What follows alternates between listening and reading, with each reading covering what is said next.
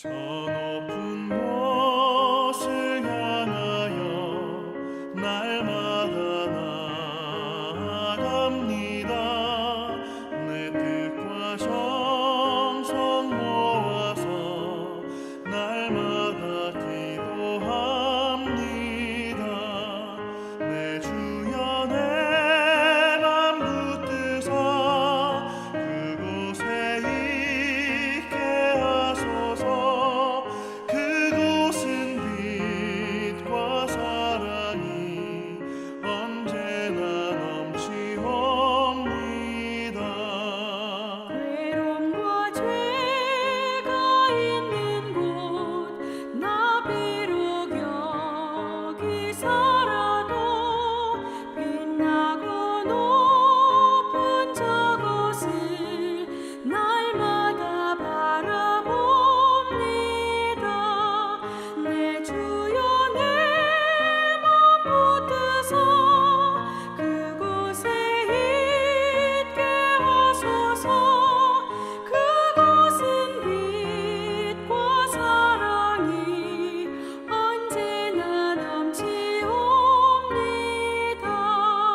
의심의 안개 거치고 근심의 구름 없는 곳 기쁘고 참된 평화가 거기만 있사옵니다. 내 주여 내 맘 붙드사 그곳에 있게 하소서. 그곳은 빛과 사랑이 언제나 넘치옵니다.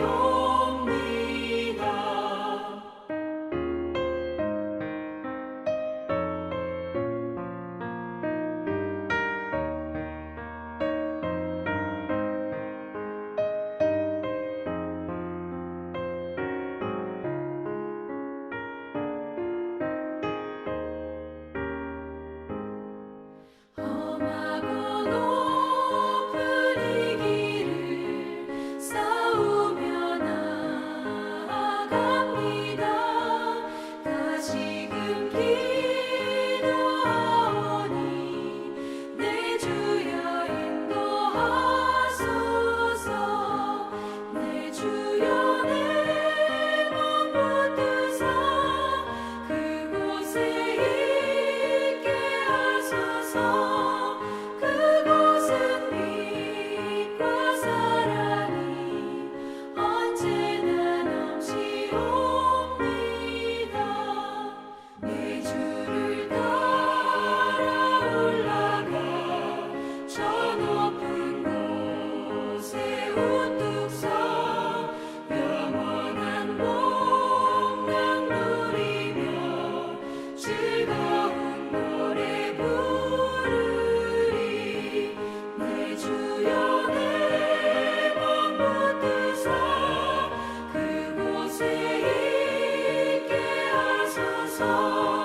그곳은 빛과 사랑이 언제나 넘치옵니다.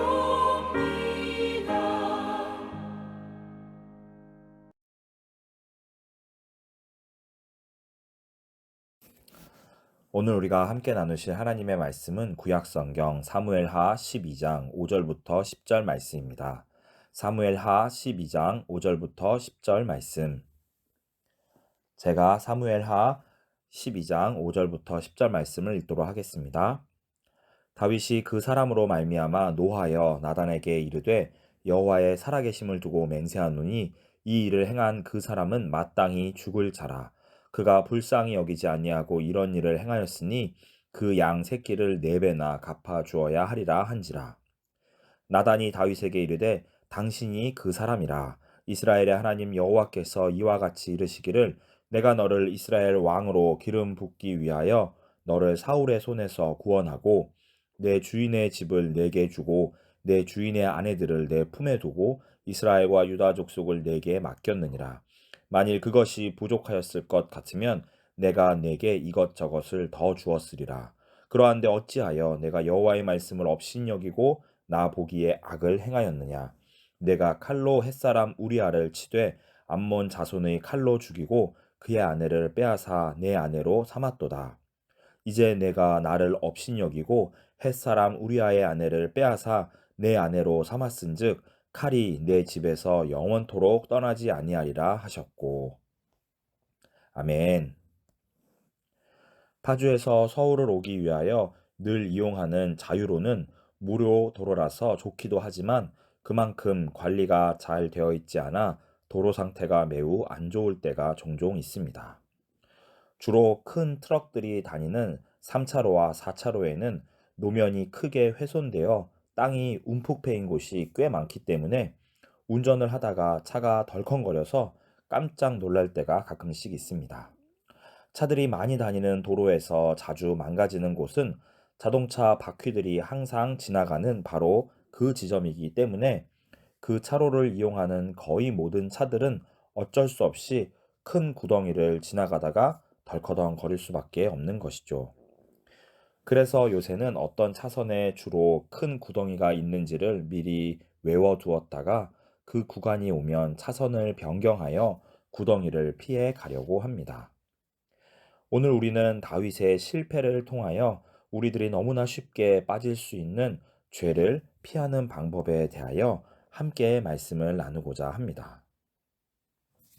다윗은 이스라엘의 그 어떠한 왕보다 가장 훌륭하고 위대한 인물이었습니다.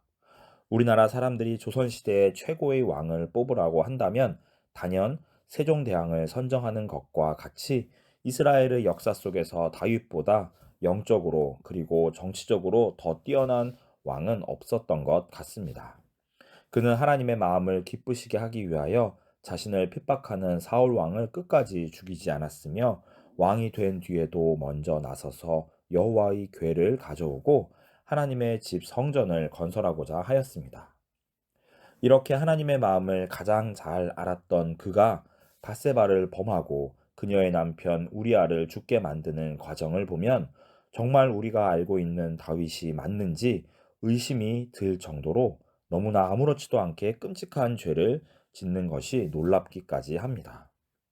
하나님을 두려워하며 그분의 마음을 늘 생각하였던 다윗이 어떻게 이토록 크나큰 죄를 범하게 된 것일까요? 물론 우리는 이 죄를 다윗 개인의 문제로 치부할 수도 있을 것입니다. 그가 왕이 된 뒤에 국가가 안정을 되찾자 마음이 해이해진 것일 수도 있으며 전쟁 중에 홀로 왕궁에 있으려니 여러 악한 마음이 그에게 생겼을 수도 있습니다. 아니면 밧세바가 너무나 아름답고 매력적이어서 그녀를 보자마자 다윗이 이성을 잃고 잘못된 결정을 하게 된 것일 수도 있습니다. 그러나 다윗의 죄에 대한 심판을 선포하기 위하여 그를 찾아온 선지자 나단의 말을 들어보면 이것이 단순히 다윗 개인의 문제로 치부할 수만은 없는 훨씬 더 크고 복잡한 것이라는 사실을 우리는 발견할 수 있습니다. 나단 선지자는 다윗을 찾아와 어떤 사람에 대한 이야기를 해 주었습니다. 어떤 부자가 많은 가축들을 소유하고 있었지만 손님 대접을 위하여 자신의 가축을 잡는 것이 아까워서 가난한 사람이 유일하게 소유하고 있었던 가족처럼 아끼던 어린 암양을 빼앗아 갑니다. 이 이야기를 듣고 다윗은 노하였으나 사실 나단이 전해준 이야기 속의 이 악한 부자는 바로 다윗 자신을 가리키는 것이었습니다. 그리고 이 이야기는 나중에 이스라엘의 역사 속에서 가장 악한 왕이라고 평가되곤 하는 아합 왕에게서 거의 비슷하게 반복됩니다. 열왕기상 21장에서 아합 왕은 나봇이라는 사람의 포도원이 좋아 보여 처음에는 이것을 돈을 주고 사려고 하였습니다. 그러나 나봇이 조상의 유산이기 때문에 결코 팔 수 없다고 거절하자 이를 가지고 싶은 마음에 아합은 병이 나고 맙니다.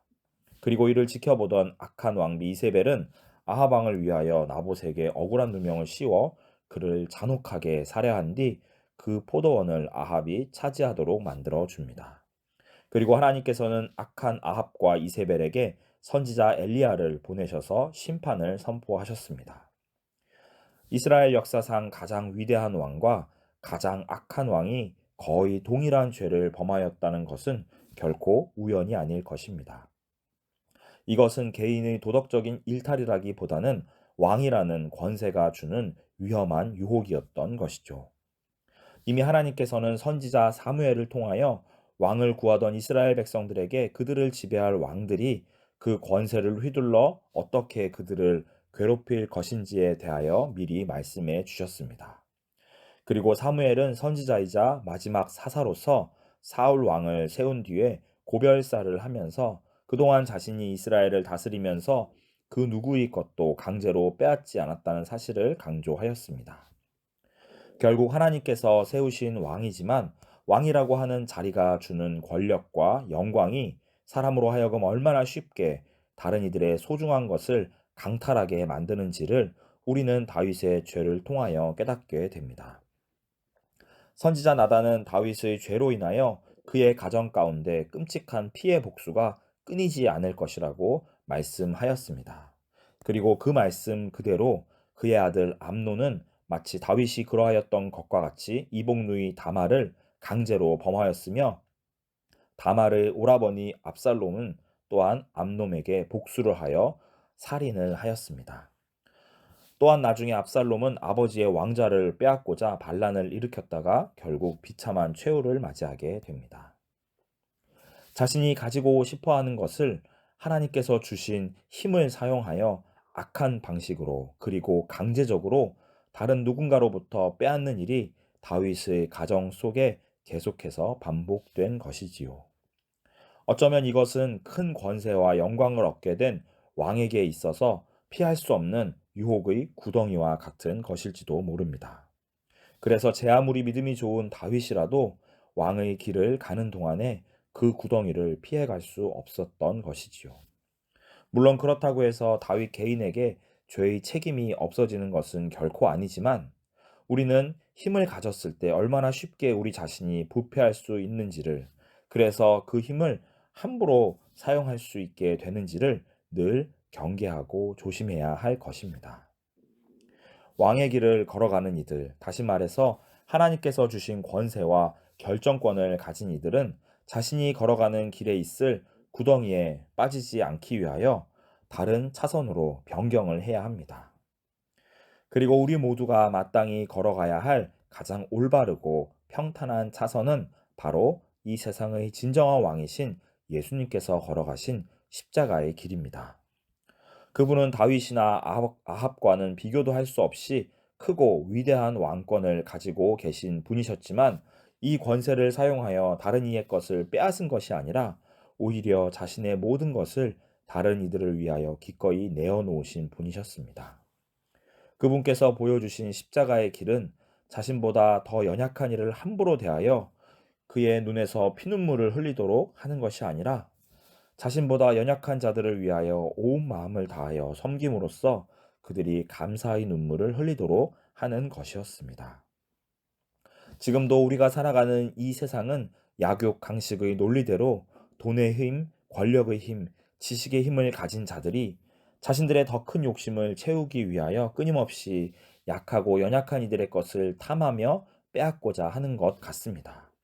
그리고 이러한 끔찍한 죄를 아무렇지도 않게, 아니 오히려 자연스럽고 당당하게 자행하기도 합니다.